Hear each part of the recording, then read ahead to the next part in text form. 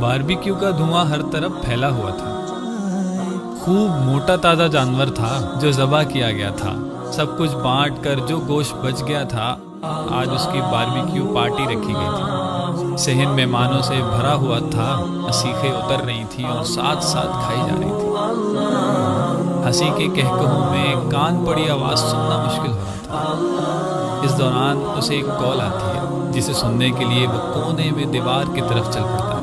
Call सुनकर वापस पलट ही रहा होता है कि उसके कान में एक आवाज़ पड़ती है, अब्बू, लोग तो सीखे बना रहे हैं और हमने अभी तक गोश्त चखा भी नहीं। आपने तो कहा था कि इसी पर हम गोश्त ज़रूर खाएंगे। ये सुनकर उसे एक ज़ोरदार झटका लगा। ये आवाज़ पड़ोसी की 7 साला बच्ची की थी। घर का मंजर कुछ यूँ था कि बच्ची बाप के पास मौजूद है और उसका बाप चारपाई पर सर झुकाए बैठा है। वो बगैर कोई वक्त ज़ाया किए वापस अंदर घर की तरफ लपका। बच्ची के अल्फाज उसके कानों में अब तक हथौड़े की तरह बज रहे थे। अंदर पहुंचकर फ्रिज खोला और घर में पकाने के लिए रखा हुआ गोश्त ही उठा लाया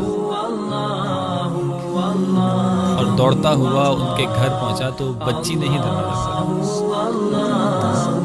जैसे ही बच्ची की नज़र गोश्त पर पड़ी, उसकी आबदीदा आंखों में चमक सी आ गई। बच्ची की ये हालत देखकर उसके वालिद के भी आंसू निकल आए। हाथ उठाकर दुआ देने लगा, अल्लाह आपको खुश रखे, इस जहान में भी और उस जहान में भी, और ज़िंदगी भर किसी का मोहताज ना करे।